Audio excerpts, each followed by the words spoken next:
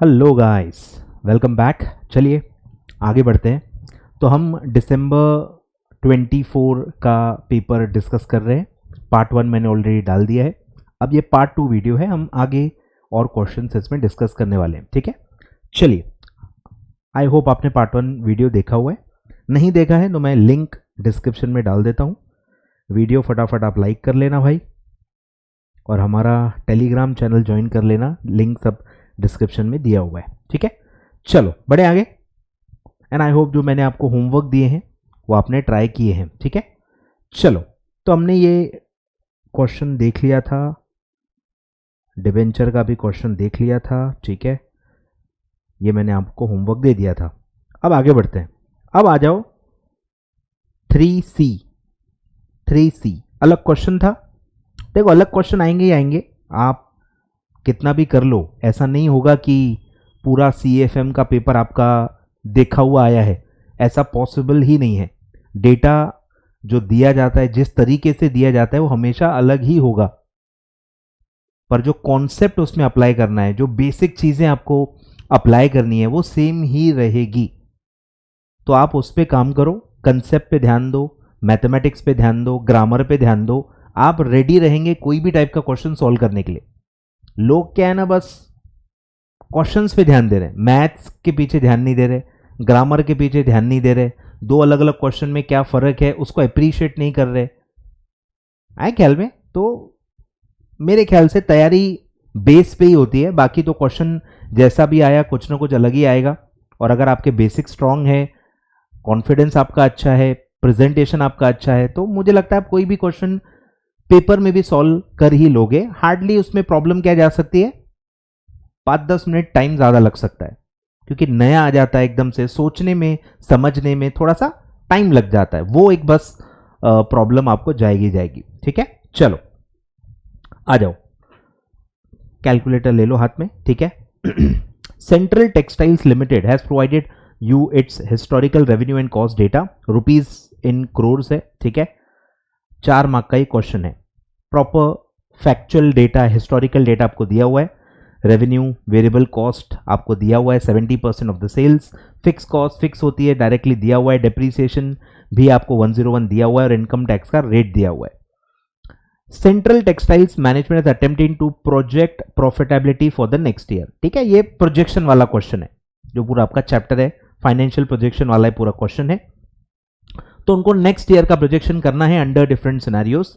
Historical data will be the base case scenario. ठीक है, जो ऊपर हिस्टोरिकल डेटा है ये आपका बेस है, इसके बेस पे आपको सारे चेंज करने हैं। ठीक है, the details regarding the optimistic and the worst case scenario are given below. ठीक है, आपको पता ही होगा ऑप्टिमिस्टिक मतलब अगर चीजें अच्छी हुई, हमारे हिसाब से हुई, तो फिर क्या नंबर्स हम अचीव करेंगे। और वर्स्ट केस मतलब जो हमने सोचा वैसा नहीं हुआ, उसका पूरा उल्टा हुआ, तो वर्स्ट केस हमारे क्या नंबर्स होंगे और उसमें हमारा क्या प्रॉफिट होगा। तो ऑप्टिमिस्टिक एंड पेसिमिस्टिक, ऐसे दो सिनेरियोज में आपको पूरा प्रॉफिट निकाल के इनको प्रोजेक्ट करके बताना है। ठीक है, अब दोनों में क्या होगा, ऑप्टिमिस्टिक में क्या होगा, वर्स्ट केस में क्या होगा। रेवेन्यू चेंज दिया है, देखो 40% इंक्रीज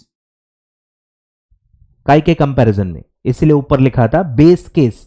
बेस केस सिनेरियो आपका ऊपर है। ये जो रेवेन्यू है 1000 करोड़, ये 40% से इंक्रीज होगी अगर ऑप्टिमिस्टिक सिनेरियो देखा जाए, और अगर वर्स्ट केस देखा जाए तो वो डिक्रीज हो सकती है 20% से। तो सब में बेस जो होगा वो ऊपर का डेटा हमको लेना है। ठीक है, फिर दिया है वेरिएबल कॉस्ट कितना होगा, 60% ऑफ सेल्स। अब ध्यान देना, कुछ बच्चे क्या करेंगे, ऊपर का ही ले लेंगे, ऊपर का नहीं लेना है। ये बेस केस का बेस नहीं दिया है, ये जो ऊपर सेल आपकी है उसी का बेस होता है ये। ठीक है, ध्यान देना है भी। चेंज जो होता है ना, चेंज में आपको ऊपर का डेटा लेना है। चेंज क्या होता है, इंक्रीज या डिक्रीज। कुछ समझ में आ रहा है क्या? बेसिक्स यही मैं बता रहा हूं, यही चीजों पे आपको काम करना है, इससे आप भाग नहीं सकते। काफी बच्चे क्या होता है ना, दूर भागते हैं, अवॉइड करते हैं, तो आप अपने आप को तैयार नहीं कर पाओगे। ठीक है, तो ध्यान दो, चेंज, इंक्रीज या डिक्रीज या इक्वल, सेम है, ऐसा रहता है। ठीक है, 3 टाइप की ऐसी चीजें दी जा सकती है कि इंक्रीज हो रहा है, डिक्रीज हो रहा है या सेम रहेगा। ये 3 सिनेरियोस हो सकते हैं। यहां देखो वो कोई भी वर्ड नहीं यूज किया हुआ, 65% ऑफ सेल्स 71% ऑफ सेल्स। ये किसी चेंज को इंडिकेट नहीं कर रहा है, इसीलिए इसमें बेस डेटा जो ऊपर दिया है उसका कोई यूसेज नहीं आएगा। नोट डाउन कर लो ये सब, ठीक है। तो ये ऊपर का ही सेल है कि भाई जो भी इसके सिनेरियो में सेल्स होंगी उसका 65%, क्योंकि वेरिएबल कॉस्ट है, सेल्स का परसेंटेज हम लेते हैं, ठीक है। 71% जो भी आपकी pessimistic sale, worst case sale होगी, उसका 71% आपको डायरेक्टली लेना है। फिर फिक्स कॉस्ट फिक्स होती है तो डायरेक्टली आपको अमाउंट ही दिया है, ऑप्टिमिस्टिक में 113 होगा और वर्स्ट केस में 120 होगा, ज्यादा लग जाएगी। और फिर दिया है डेप्रिसिएशन, साफ साफ लिखा हुआ है same as base case, same as base case, मतलब दोनों में डेप्रिसिएशन का कोई चेंज नहीं होगा। Prepare profitability projection with the given data. Believe me, ये बहुत इजी क्वेश्चन है, बहुत इजी है। सिर्फ डेटा देख के थोड़ा सा एक आपको लगेगा कि यार ये बहुत नया है, तो ये थोड़ा अलग है, आप थोड़ा बहुत डर जाओगे, आपको समझने में थोड़ा 5-10 मिनट ज्यादा लग सकते हैं बस। लेकिन अगर आपके बेसिक स्ट्रांग है, थोड़ा बहुत मैथ्स जो मैं बता रहा हूं प्लस माइनस वो करना, बेस के हिसाब से इंक्रीज डिक्रीज करते आना, जो आप ऑपरेशनल जो आपका लास्ट चैप्टर है मार्जिनल कॉस्टिंग जिसको आप कह सकते हो, तो वो अगर आपको आता है, इंक्रीज डिक्रीज ये सब करते आता है, तो एक काफी इजी क्वेश्चन मेरे हिसाब से आया हुआ है, ठीक है। चलो स्टार्ट करते हैं, आ जाओ कैलकुलेटर उठा लो। क्या करना है, optimistic worst case profitability projection करना है, ठीक है, जैसे हम मार्जिनल कॉस्टिंग में करते हैं, sale minus variable cost, contribution, fix cost, फिर अलग से जैसे आपको दिया हुआ है डेप्रीसिएशन तो वो अलग से लेना है, ठीक है। फिर वो प्रॉफिट बिफोर टैक्स आएगा, फिर टैक्स भी दिया है तो टैक्स भी माइनस कर लेना, फिर आपका प्रॉफिट आफ्टर टैक्स निकल जाएगा। बेसिकली आपको प्रॉफिट आफ्टर टैक्स निकालना है, क्लियर है। चलो बोलो, ऐसा प्रॉपर टेबल बनाओ,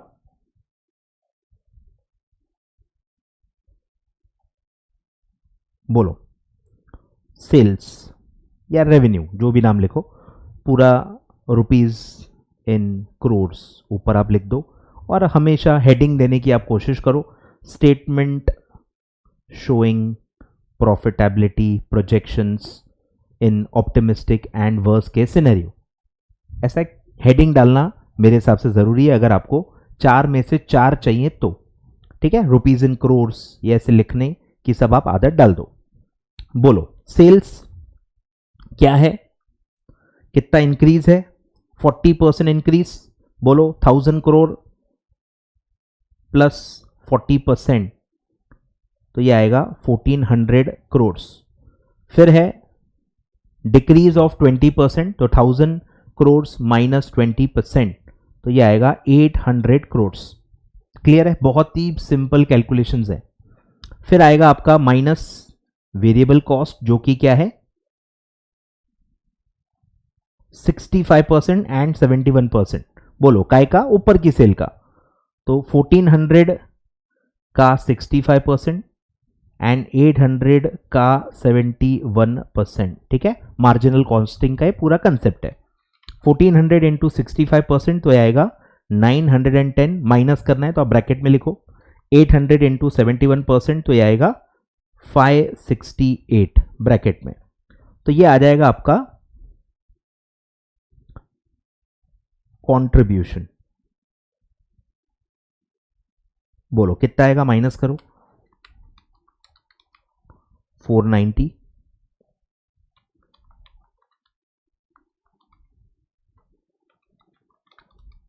$232। फिर आपको लेना है माइनस फिक्स कॉस्ट, ठीक है। फिक्स कॉस्ट डायरेक्टली आपको नंबर्स दिए हुए हैं, वो है 113 एंड 120, ठीक है। डेप्रीसिएशन अलग से दिया है, मतलब वो फिक्स कॉस्ट में इंक्लूडेड नहीं है, ठीक है, तो आपको अलग से लेना है माइनस डेप्रीसिएशन। अजम्पशन लिख सकते हो, कोई दिक्कत नहीं, तो वहां लिखा हुआ है सेम एज बेस सिनेरियो, और बेस सिनेरियो में ऊपर दिया हुआ है 101, तो दोनों में हम लेंगे 101, तो ये आ जाएगा आपका profit before tax, profit before tax. बोलो 490 माइनस 113 माइनस 101, 276,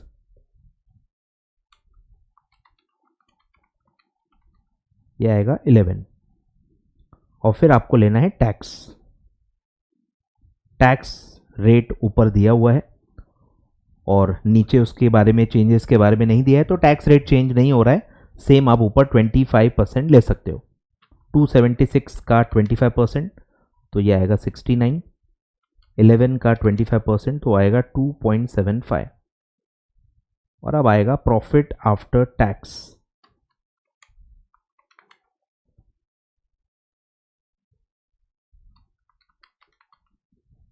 ठीक है, तो मेरे हिसाब से इतना आपका प्रॉफिट आना चाहिए। चेक कर लेते हैं इंस्टीट्यूट से, कुछ अपना गलत अजम्पशन तो नहीं हो गया। बरोबर है, एग्जैक्ट। ठीक है, बेस ये नहीं लिखा तो भी चलता है क्योंकि लिखा हुआ है base scenario does not carry any marks. तो काफी बच्चे ना बेस केस सिर्फ लिख के आ गए, बेस डेटा का ही प्रॉफिट लॉस बना के आ गए हैं, जबकि वो हिस्टोरिकल है, आपको प्रोजेक्शन पूछे हुए।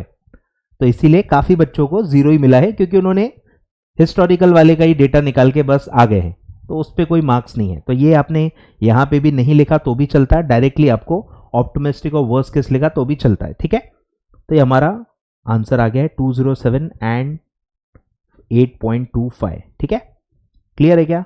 लिख सकते हो आप।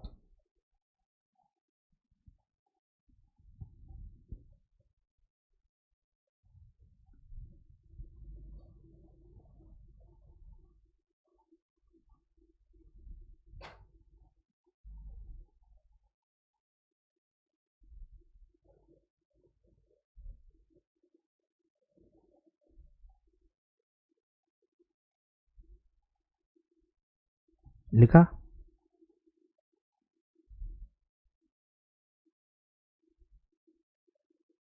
बढ़े आगे।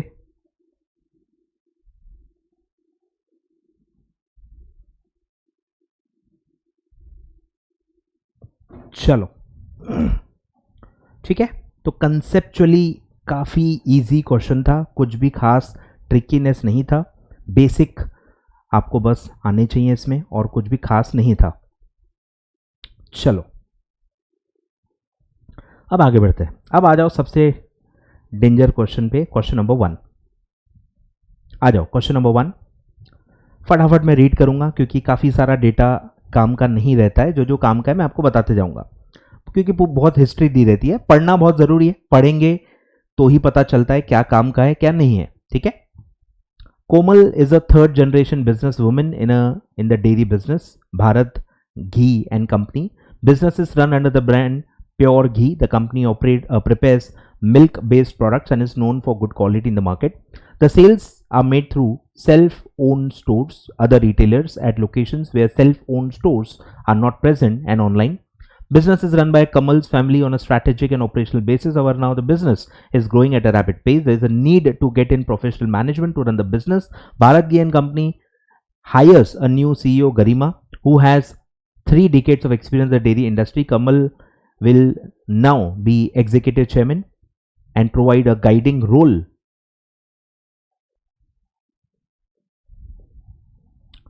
ठीक है, executive chairman and providing a guiding role in the business. The first task that Garima has on hand is to identify the daily issues that are hindering the business growth. Komal asked Garima to list major concerns that the business is facing.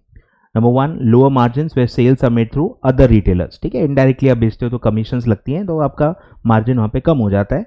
Online platforms are charging a big commission for making sales, higher chance of spoilage due to perishable nature of the raw material, due to perishable nature of material, inventories are kept at a negligible level. ठीक है, घी है तो milk and milk based सारी चीजें होंगी, तो perishable है, आपको पता ही है। Capacity increase may be necessitated in the near future, for which capital will have to be raised. Garima request accounts head Nena for the new financial matrix of Bharat Ghee and Company. Nena provides the following details of Garima. ठीक है, तो आपको ख्याल में आ गया होगा कि ऊपर का कोई भी डेटा किसी भी काम का नहीं है। ठीक है, बट पढ़ना जरूरी है। ठीक है, पढ़ने के बाद ही समझ में आता है। तो ये आपको डेटा दिया है, ये भी बेस केस सिनेरियो की तरह है, बेसिक डिटेल आपको दिया है। क्रेडिट रेवेन्यू दिया है 80 करोड़ रुपीस, कैश रेवेन्यू दिया है 20% ऑफ टोटल। बेस का खेल है, मैथ्स। ठीक है, ये पहले आप समझ लो, क्रेडिट दिया है लेकिन बेस यहां पे टोटल का है, और टोटल दिया नहीं है। टोटल के 2 पार्ट्स होते हैं, क्रेडिट और कैश। कैश का ही इनडायरेक्ट दिया है टोटल का, मतलब वो डायरेक्टली आप नहीं निकाल सकते, बेस चेंज करके आपको निकालना पड़ेगा। तो यहां मैथ्स इन्वॉल्व है, पढ़ते ही आपको पता होना चाहिए, इतनी प्रैक्टिस होनी चाहिए आपकी कि आपको पढ़ के समझ में आ जाए कि कौन से फिगर्स डायरेक्टली आने हैं, कौन से बेस कन्वर्ट करके रिवर्स वर्किंग करके आने वाले हैं। ठीक है, तो यहां हम वो कर लेंगे, हमको कैश क्रेडिट टोटल सब मिल जाएगा, कोई बात नहीं। फिर उसका करंट जीपी रेशो दिया है 30%, इनडायरेक्ट एक्सपेंसेस दिए हुए हैं 10 करोड़ रुपीस, टैक्स रेट दिया है 25%, इंटरेस्ट ऑन डेट दिया है 12% और इंटरेस्ट का अमाउंट भी दिया है। अब ये भी मैं कह रहा हूं, अगर आपने रेशियो एनालिसिस अच्छे से किया है, ये छोटे छोटे चीजें पता होनी चाहिए। एटलीस्ट मैं मेरे बायस की बात कर रहा हूं, ठीक है, मेरे बायस को ही पता होना चाहिए कि इंटरेस्ट रेट दिया है और इंटरेस्ट अमाउंट दिया है, तो लोन अमाउंट हम निकाल सकते हैं, रिवर्स वर्किंग, बहुत ही बेसिक चीजें ये। ठीक है, तो ये छोटी छोटी चीजें आपको पता होनी चाहिए, वहां पे आपका टाइम वेस्ट आपको नहीं करना चाहिए। तो रेट दिया है, अमाउंट दिया है, रिवर्स करके हम लोन का अमाउंट निकाल सकते हैं। फिर डेट इक्विटी रेशो दिया है, डेट का अमाउंट निकल जाएगा और डेट इक्विटी रेशो से आप इक्विटी में निकालोगे, डेट भी निकल गया, इक्विटी भी निकल गया और टोटल कैपिटल भी उससे निकल जाएगा। तो सारा डेटा निकल सकता है इससे।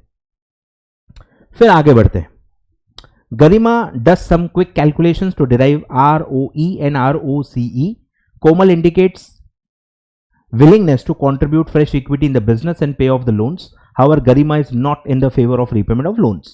Garima has made a business plan to change the strategy to decrease the dependence from third-party vendors. The new plan recommends creation of infrastructure to enable sales at locations which are serviced by the channel partner. ठीक है, जहां पे आपकी presence नहीं है वहां पे आप प्रेजेंस बढ़ाओ, खुद के स्टोर खोलो ताकि आप इनडायरेक्ट सेल न करो, डायरेक्टली अपने के थ्रू ही करो और आपकी मार्जिन ज्यादा आए।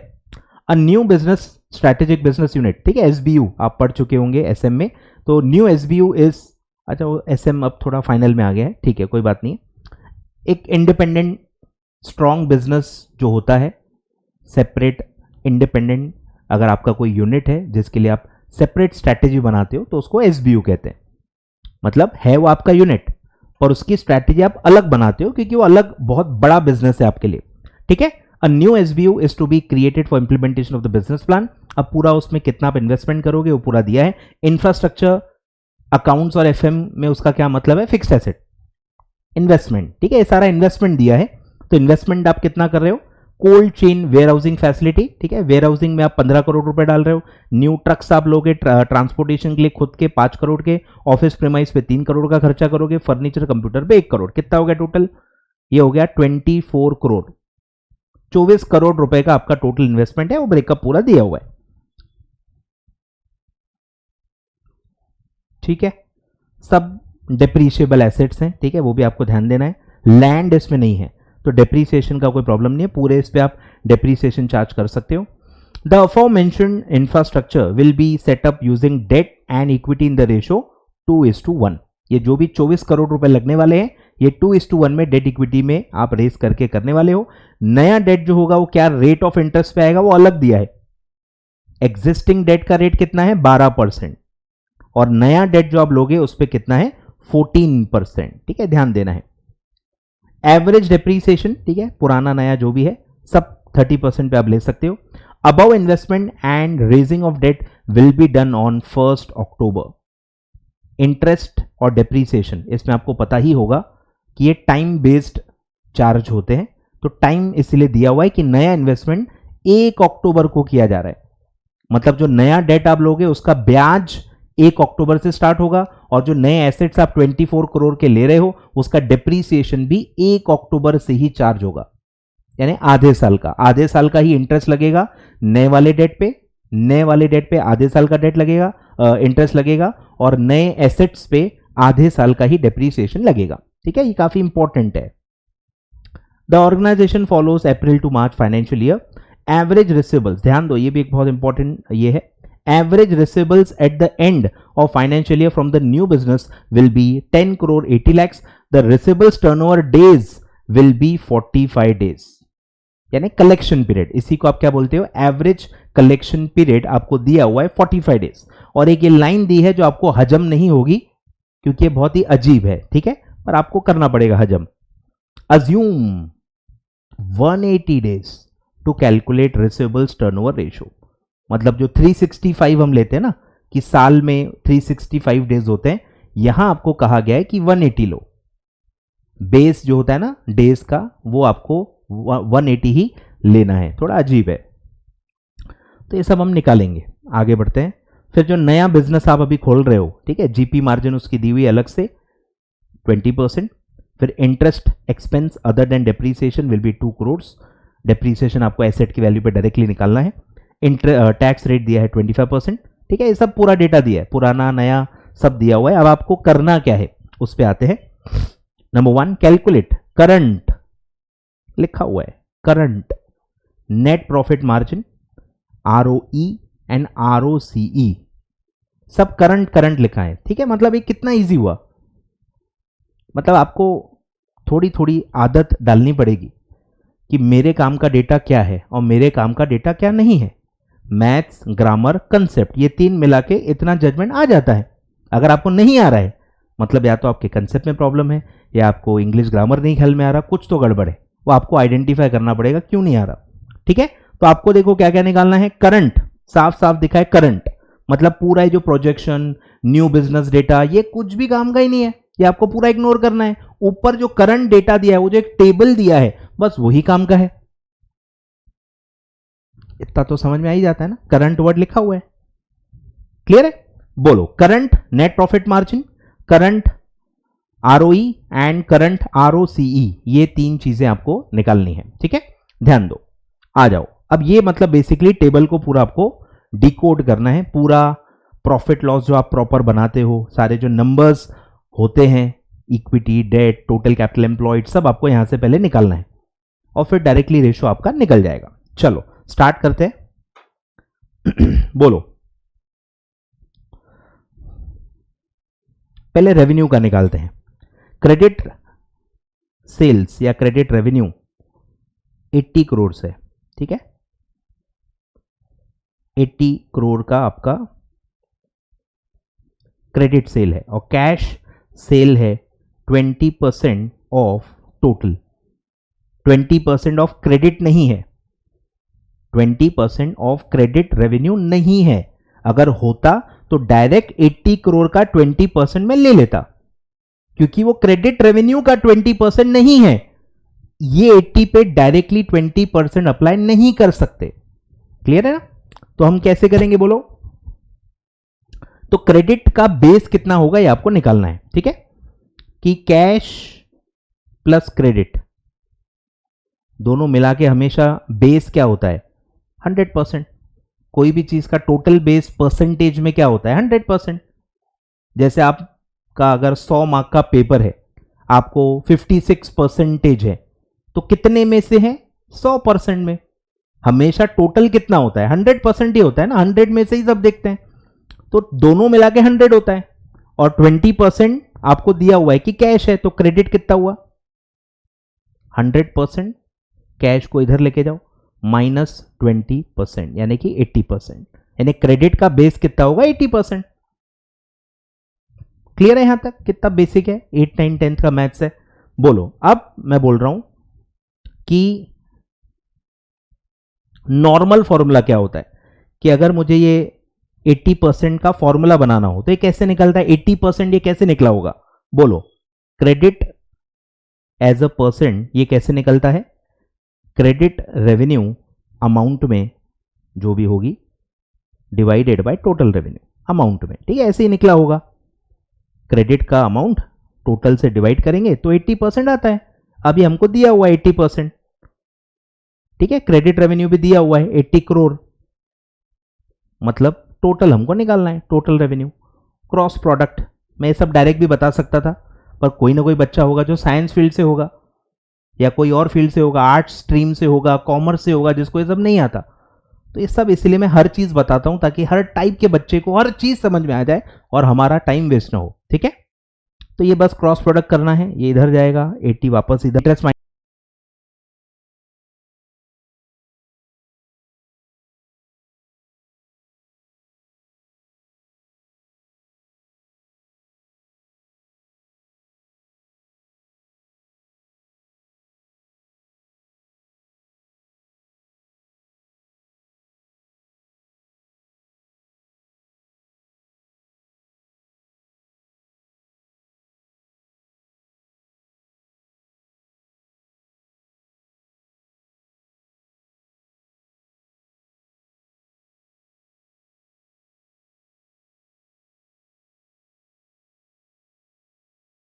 माइनस करेंगे इंटरेस्ट, क्योंकि अलग से दिया हुआ है, तो इंटरेस्ट माइनस करेंगे तो हमारा प्रॉफिट बिफोर टैक्स आएगा, फिर टैक्स दिया है, टैक्स माइनस करके प्रॉफिट आफ्टर टैक्स हमारा आ जाएगा।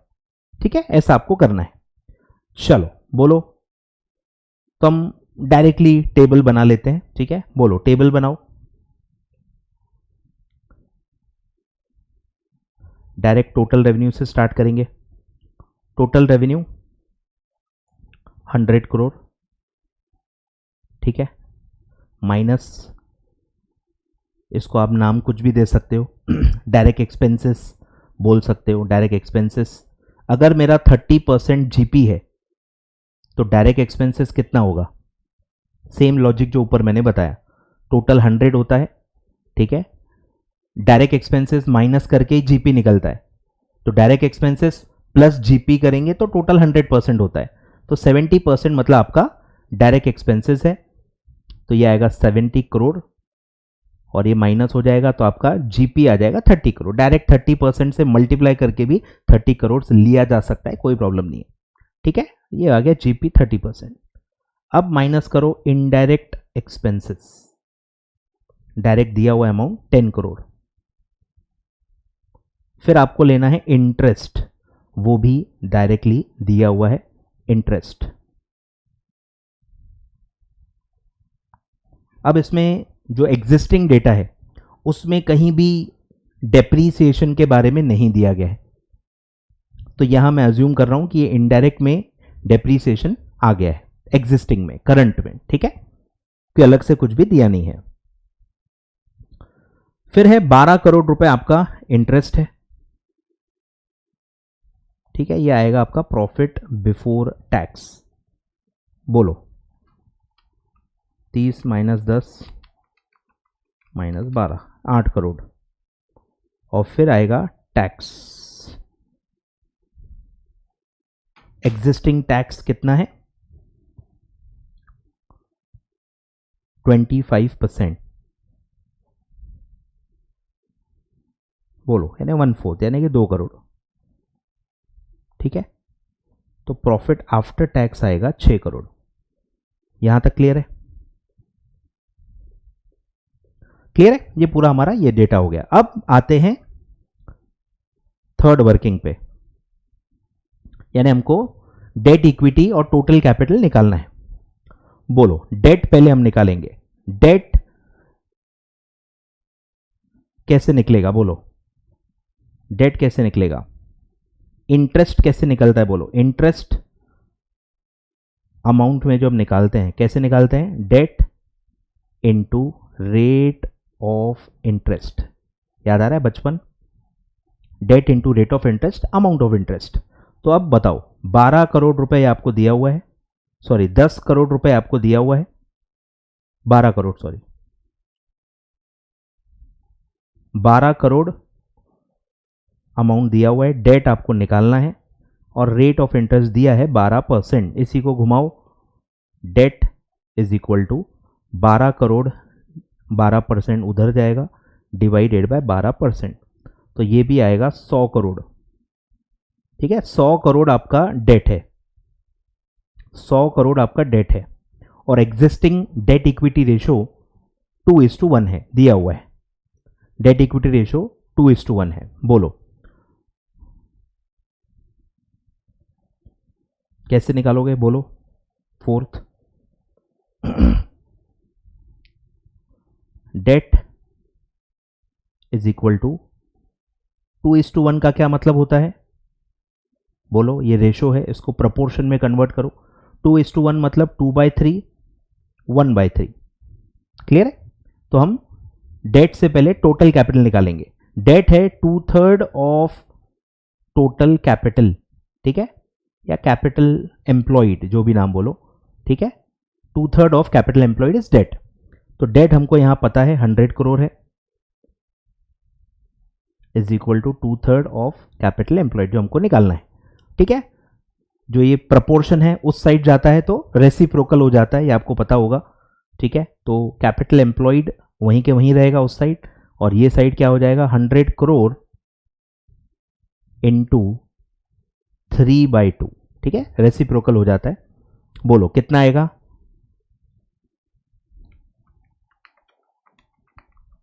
66.66।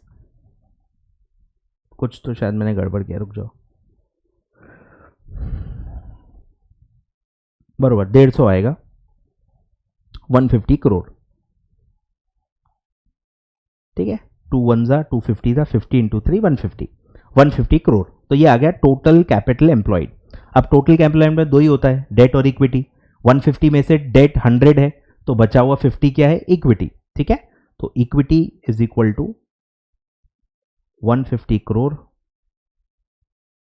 माइनस डेट 100 करोड़, तो वो आएगा आपका 50 करोड़। ठीक है, तो आपको सारे नंबर्स मिल गए, डेट भी मिल गया, इक्विटी भी मिल गया, टोटल कैपिटल एम्प्लॉयड भी मिल गया। ये सारा डेटा आपको मिल गया जो रेशियो के लिए जरूरी है। अब आप डायरेक्टली निकाल सकते हो। बोलो, पहला है, बोलो net profit margin. Net profit margin, बोलो नेट प्रॉफिट मार्जिन। अब नेट प्रॉफिट कौन सा लेते हैं नॉर्मली? नेट प्रॉफिट लेते हैं पैट। ठीक है, आफ्टर टैक्स लेते हैं, तो PAT divided by net sales यानी टोटल सेल्स। ठीक है, सेल्स रिटर्न नहीं दिया है तो नेट का यहां पे कोई मतलब नहीं है, जो भी सेल है आप डायरेक्टली ले सकते हो, इनटू 100। बोलो प्रॉफिट आफ्टर टैक्स कितना है मेरा? 6 करोड़। 6 करोड़ मेरा ये है, और सेल है मेरा 100 करोड़ इंटू 100, तो डायरेक्टली आप निकाल सकते हो 6%। 6% आपकी नेट प्रॉफिट मार्जिन है। फिर सेकंड है आपका ROE, रिटर्न ऑन इक्विटी। बोलो ROE में भी प्रॉफिट कौन सा आता है? Earning available for equity. Preference shares इसमें है नहीं, प्रेफरेंस शेयर्स नहीं है, तो कौन सा प्रॉफिट इक्विटी के लिए बचता है? पैट। ठीक है, इसमें भी पैट ही आएगा, बेस सिर्फ इक्विटी आएगा। बोलो, तो पैट अपॉन इक्विटी इंटू 100, सब ये प्रॉफिट रेशियोज हैं, तो इंटू 100 करना है, परसेंटेज में निकलता है। पैट है 6 करोड़ डिवाइडेड बाय इक्विटी हमने ऊपर निकाला 50 करोड़ इंटू 100। ठीक है, तो 6 डिवाइडेड बाय 50 इंटू 100, तो ये आएगा आपका 12%। 12% आ रहा है क्या? 12%।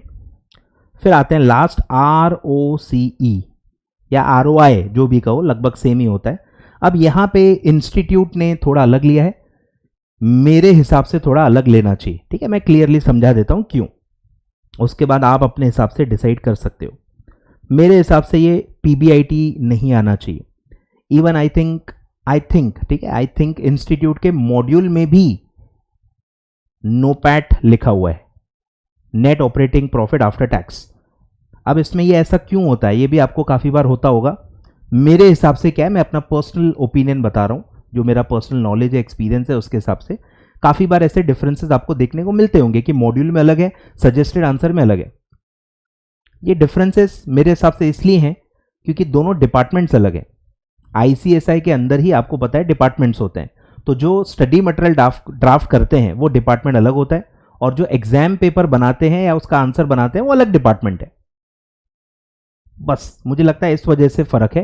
एक ही इंसान ये दोनों नहीं बना रहा है, एक ही इंसान दोनों बनाता तो डिफरेंस नहीं आता, क्योंकि ये दो अलग अलग डिपार्टमेंट्स हैं। माइनर चेंजेस, माइनर डिफरेंसेस इसीलिए रहते हैं। ठीक है, तो यहां मैं कंसेप्चुअली नोपैट ही लूंगा। अब ये एरर है या क्या है मुझे नहीं पता, मैं उस पर कमेंट करने वाला कोई होता नहीं हूं। ठीक है, मेरे हिसाब से यहां नोपैट लेना चाहिए। ROI हो या ROCE हो, टोटल कैपिटल पे जब भी आप रिटर्न निकालते हो तो नोपैट ही लेते हैं। ठीक है, तो यहां मैं नोपैट लूंगा। आपको अगर आपको जो लगता है आप ले सकते हो। आगे बढ़ते हैं। बोलो, अब ये नोपैट कैसे निकलता है? NOPAT upon capital employed into 100। NOPAT निकलता है EBIT 1 माइनस टैक्स, मतलब इंटरेस्ट छोड़ दो, डायरेक्ट जो EBIT होता है उस पर 1 माइनस टैक्स ले लो तो डायरेक्टली नोपैट निकल जाता है। या अर्निंग बिफोर टैक्स लो, eight bat interest 1 minus T, ठीक है, वो भी चलता है, पर ये डायरेक्ट फॉर्मूला है, ये आप ले सकते हो। तो बोलो EBIT कितना है अपना? अब वो निकाला नहीं है शायद अपन ने EBIT, यहां आप निकाल सकते हो ऐसे बीच में। बिफोर इंटरेस्ट हमारा क्या प्रॉफिट होगा? 30 माइनस 10 यानी कि आएगा 20, ठीक है। 20 करोड़ का आपका EBIT है, 20 करोड़ 1 माइनस टैक्स यानी कि 25% यानी 0.25 upon 150 crore capital employed into 100, ठीक है। बोलो 20 करोड़ 1 माइनस 0.25 यानी 0.75 आएगा, वो आएगा 15 करोड़। 15 करोड़ डिवाइडेड बाय 150 करोड़, ठीक है, काफ़ी सिंपल है, ये आएगा 10%, ठीक है। तो 10% मेरे हिसाब से ROCE आना चाहिए। क्लियर है क्या? तो यहां तक मुझे लगता है इजी है, ये हर बच्चे को आना चाहिए। 5 मार्क का ये जो फर्स्ट हमेशा हर पेपर में आता है, ये सबको आना चाहिए। इसमें आप बोल नहीं सकते कि डेटा ज़्यादा दिया है, पूरा केस स्टडी पैटर्न में है तो हमको कंफ्यूज हो रहा है, ऐसा नहीं है। ये सब पास्ट डेटा पे ही होता है, रेशो पास्ट पे ही निकलता है, उसमें आगे का जो चेंजेस वगैरह रहते दिए रहते हैं, आगे का डेटा दिया रहता है, वो कभी भी यूज नहीं होता। रेशो हमेशा पास्ट के लिए निकलता है। तो आप मेंटली प्रिपेयर हो जाओ, आप मेंटली प्रिपेयर नहीं हो, ये आपका प्रॉब्लम है, वो जो मैं समझता हूं और रिस्पेक्ट करता हूं उसकी, बट थोड़ा सा आपको करना पड़ेगा, ये सब्जेक्ट थोड़ा ऐसा है। तो ये हमारा पूरा पहला क्वेश्चन हो गया, ठीक है। काफी देखो टाइम लगता है 5 वाक्य के लिए भी। अब ये जितना डिटेल में मैंने लिखवाया है, जरूरी नहीं है कि आप उतना डिटेल में लिखो, ठीक है। डायरेक्ट भी आप निकाल सकते हो। जैसे यहां पे आप directly 80 crore divided by 100 minus 20% यानी 80% डायरेक्टली भी दिखा के डायरेक्ट निकालोगे तो भी चलता है। ये क्योंकि मैं समझा रहा हूं इसलिए मुझे पूरा डिटेल में बताना पड़ता है, नहीं तो नहीं भी बताया तो चलता है, ठीक है। हर जगह शॉर्ट में चलेगा, कोई दिक्कत नहीं है। तो हमारा पहला पार्ट हो गया, आगे बढ़ते हैं। अब आते हैं सेकंड पार्ट पे। सेकंड पार्ट में पूछा है इफ, एक सिनेरियो दिया है, if debt is paid off using fresh equity.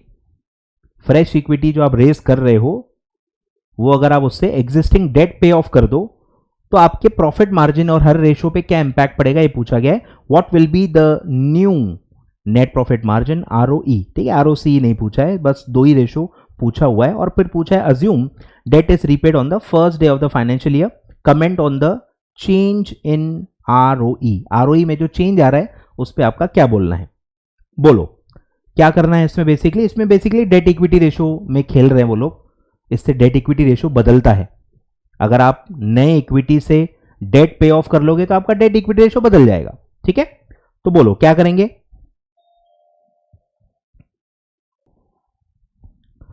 ठीक है।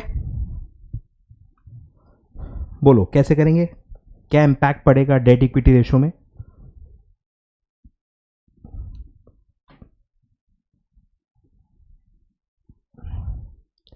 अब अगर आपको इसमें देखो अमाउंट नहीं दिया है तो आपको ध्यान देना पड़ेगा कि if debt is paid off using fresh equity, मतलब अभी भी ये प्रोजेक्टेड में जो है उससे रिलेटेड नहीं है, ये एक अलग ही सिनेरियो है, आए ख्याल में। क्योंकि नया प्रोजेक्ट तो अलग है, 24 करोड़ का है, वो 2:1 में ले रहे हैं, वो तो अलग ही हो गया, उसका देखो कोई कनेक्शन ही नहीं है।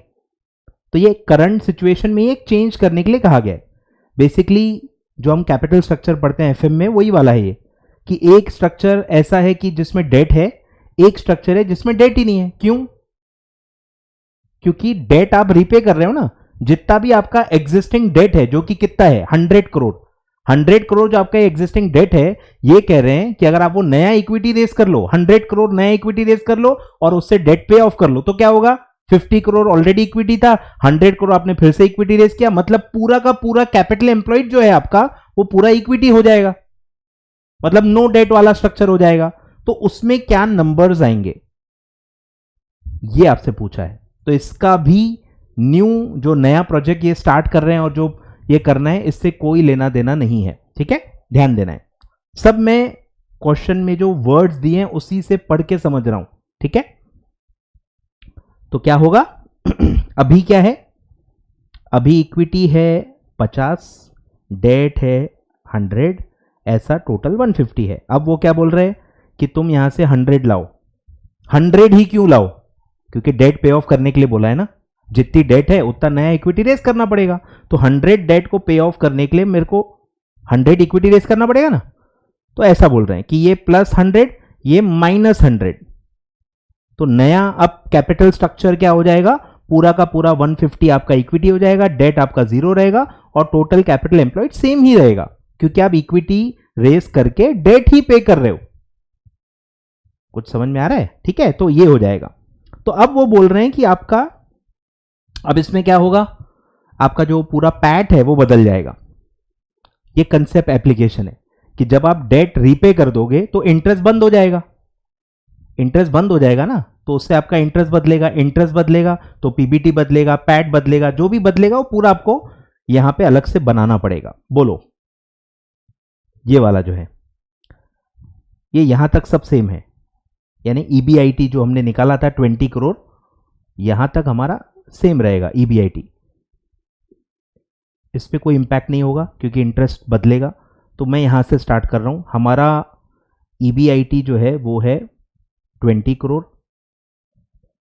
अब नए वाले में क्या होगा, इंटरेस्ट तो है ही नहीं, ठीक है, इंटरेस्ट सीधे 0 हो जाएगा, इंटरेस्ट 0, तो प्रॉफिट बिफोर टैक्स सेम रहेगा 20 करोड़, और यहां पे डायरेक्ट हम टैक्स माइनस करेंगे 25%।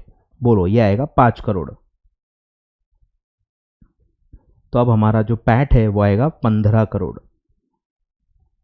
पहले पैट कितना आ रहा था, सिर्फ 6 करोड़। ठीक है, ध्यान दो। तो ये आपका रिवाइज डेटा हो गया। अब आपको 2 रेशो रिवाइज करना है। पहला है नेट प्रॉफिट मार्जिन। बोलो, नेट प्रॉफिट कितना होगा, पैट 15 करोड़, सेल सेम रहेगी 100 करोड़ इंटू 100, तो ये हो जाएगी 15%। 6% से बढ़ के सीधे 15% आपका प्रॉफिट मार्जिन हो जाएगा, नेट प्रॉफिट मार्जिन। सेकेंड है आरओई। बोलो, आरओई में क्या होगा, सेम पैट डिवाइडेड बाय अब इक्विटी कितना हो गया, रिवाइज्ड इक्विटी लेना है। रिवाइज्ड इक्विटी कितना है, यहां लिखा है ऊपर मैंने। अब पूरा का पूरा इक्विटी है 150 करोड़, तो यहां 150 करोड़ आएगा इनटू 100, तो ये आएगा 10%। तो ये आपके रिवाइज नंबर्स हैं। अब आपको कंपेयर करने के लिए कहा गया है कि आरओई पे कमेंट करो। पहले हमारा आरओई था 12%, पहले था 12%, अब वो कम होके हो गया है 10%। 2% का ड्रॉप है ख्याल में। अब ये क्यों हुआ होगा, डेट चुका के आपने इक्विटी में कन्वर्ट कर लिया। अब ये सब एफएम का कंसेप्ट है, लेवरेज। ठीक है, लेवरेज में आपने पढ़ा होगा। अभी हमारा कॉस्ट ऑफ डेट कितना था, 12%, 1 माइनस टैक्स, याद आ रहा है फॉर्मूला, केडी, इंटरकनेक्टेड टॉपिक है। ठीक है, ध्यान देना।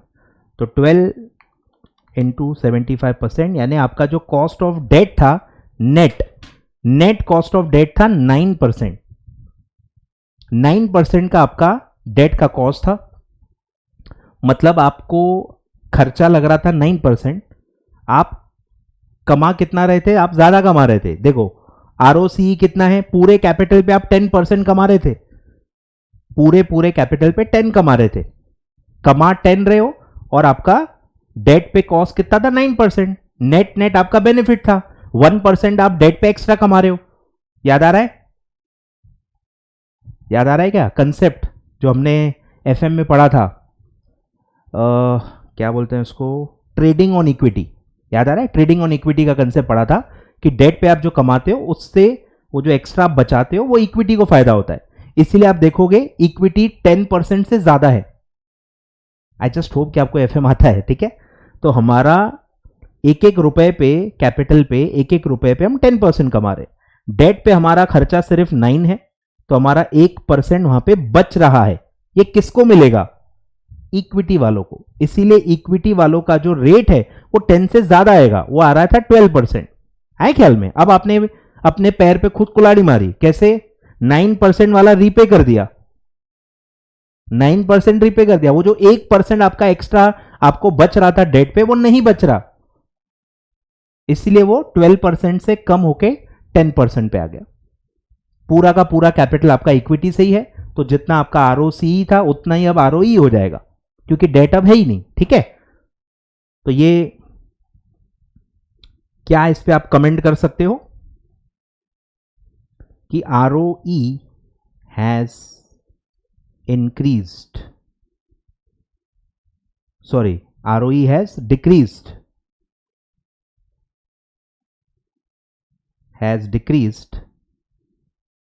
from 12% to 10% due to repayment of debt। ठीक है, due to repayment of debt,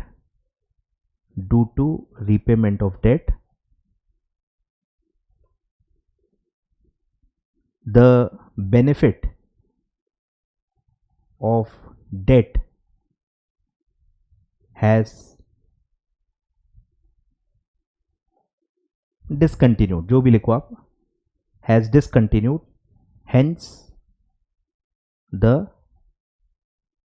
return on equity has decreased। ठीक है, तो जो बेनिफिट था वो आपको नहीं मिल रहा है डेट का, इसलिए इक्विटी का जो रिटर्न है वो अब आपका कम आएगा। क्लियर है क्या? आगे बढ़ते हैं, अब आते हैं थर्ड पार्ट पे, प्रोजेक्टेड पीएनएल। ठीक है, projected PNL of new business unit. ठीक है, देखो पहले दो क्वेश्चन एग्जिस्टिंग डेटा पे ही थे, सिर्फ एक क्वेश्चन है जो नए डेटा पे है।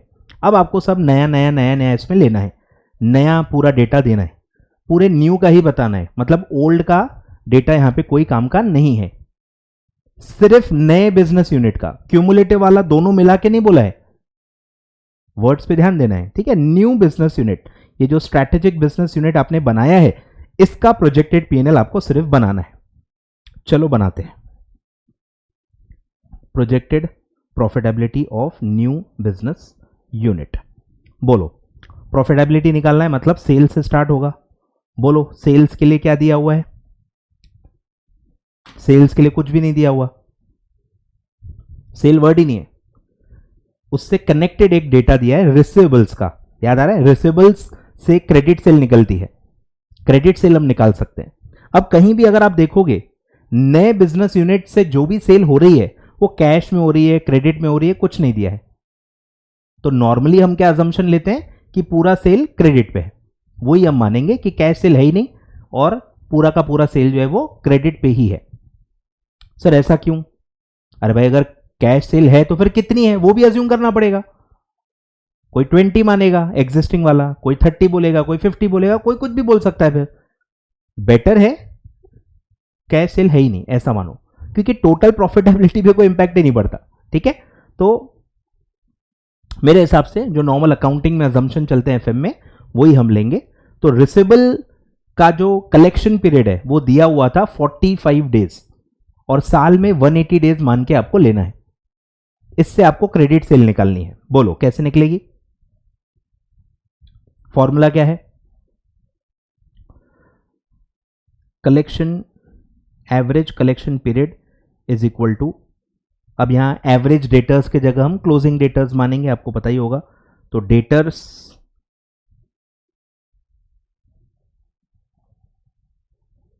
Divided by credit sale divided by 180। यहां पे हम 360 या 365 लेते हैं, क्वेश्चन में दिया है 180 लेना है। ठीक है, तो ये हमको निकालना है कि यहां 45 डेज है इज इक्वल टू डेटर्स, हमको पता है। बोलो डेटर्स क्या है?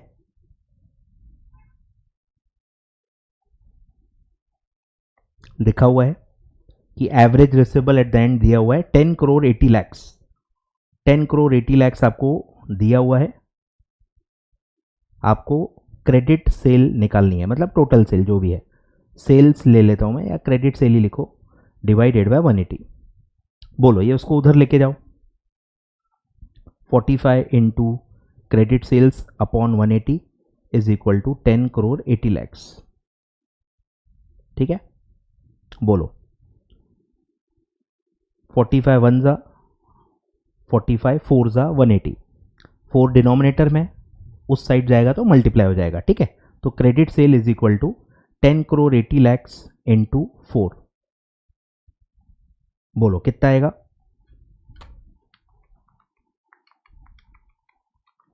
ये आएगा 43 करोड़ 20 लैक्स, ठीक है। तो हमारा क्रेडिट सेल हमको मिल गया और हम मान रहे हैं कि पूरा सेल क्रेडिट पे है, तो हमारा सेल आ जाएगा 43 करोड़ 20 लैक्स, ठीक है। माइनस, अब डायरेक्टली आप ग्रॉस प्रॉफिट भी यहां पे ले सकते हो, कोई भी दिक्कत नहीं है, इनटू ग्रॉस प्रॉफिट रेशो जो कि दिया हुआ है नए बिजनेस का, जो कि अलग है 20%, ठीक है। ध्यान देना 20% आपका ग्रॉस प्रॉफिट मार्जिन है, तो डायरेक्टली हम यहां पे ग्रॉस प्रॉफिट ले लेंगे। यह आएगा 8 करोड़ 64 लैक्स। इसमें से अब माइनस होगा indirect expenses other than depreciation, ठीक है, वो है 2 करोड़। बोलो, फिर आएगा आपका डेप्रीसिएशन, आपका जो टोटल इन्वेस्टमेंट था वो था 24 करोड़, उस पर आपको बोला गया है कि आपका एवरेज डेप्रीसिएशन रेट है 30%। बोलो कितना आएगा, 24 करोड़ इंटू 30%,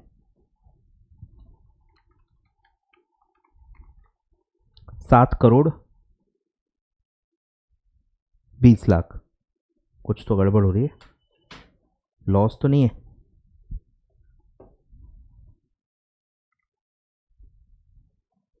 लॉस तो नहीं है। अच्छा जीपी, हाँ बरोबर है, आधे साल का लेना है, ठीक है। देखो मैं भी भूल गया, आप भी भूल सकते हो, इसलिए मैंने अंडरलाइन भी कराया था, बट मैं खुद ही भूल गया, ठीक है। आधे साल का लेना है डिप्रीसिएशन, क्योंकि सास भी कभी बहू थी, क्योंकि हमने 1 अक्टूबर को लिया हुआ है, तो 1 अक्टूबर से 31 मार्च यानी आधे साल का, इसीलिए शायद 180 डेज लिया है, पता नहीं क्या है, जो भी है बराबर। 180 डेज इसलिए लिया है क्योंकि आधे साल का है, नया बिजनेस है ही आधे साल के लिए, इसलिए शायद वो अज्यूम 180 डेज भी लिखा होगा, बरोबर है, लॉजिकल है।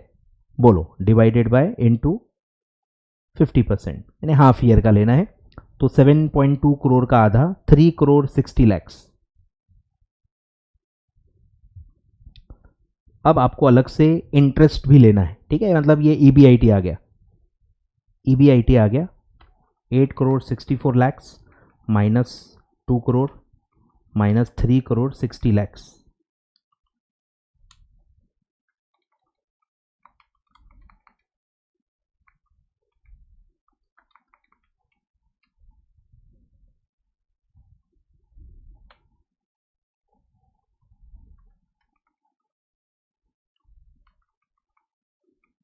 जीरो संभाल के, ठीक है, मेरे से जीरो संभल नहीं रहे,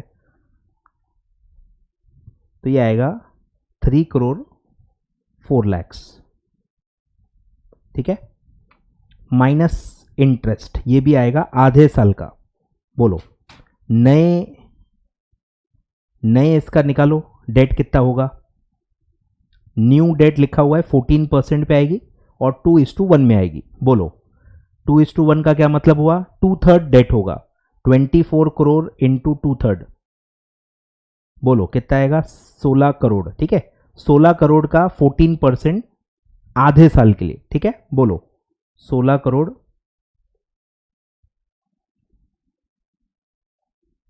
16 crore into 14% into half year, 50%, half, 6/12, जो लेना है ले लो, सब मैथमेटिकली एक ही बात है। तो 16 करोड़ इंटू 14% डिवाइडेड बाय 2, तो ये आएगा 1 करोड़ 12 लाख, ठीक है। तो ये आ गया आपका ईबीटी, 3 करोड़ 4 लाख माइनस 1 12, तो ये आएगा 1 करोड़ 92 लैक्स। और फिर हम माइनस करेंगे टैक्स, न्यू टैक्स कितना है, 25% ही है, बोलो कितना आएगा, 48 लैक्स। तो ये पैट आएगा 1 करोड़ 44 लैक्स।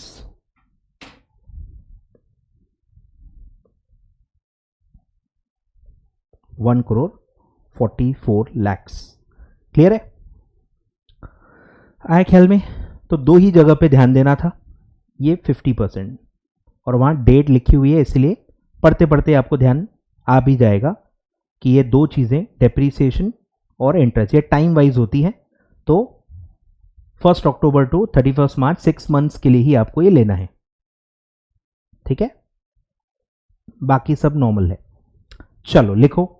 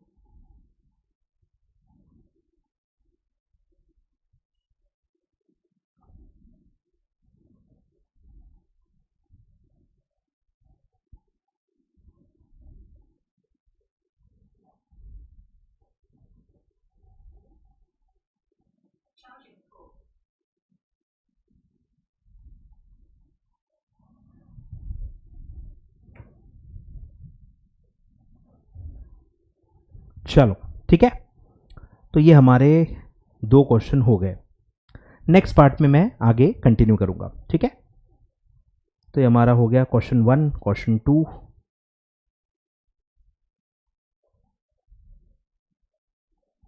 क्वेश्चन 3। ठीक है, आगे बढ़ेंगे नेक्स्ट पार्ट में।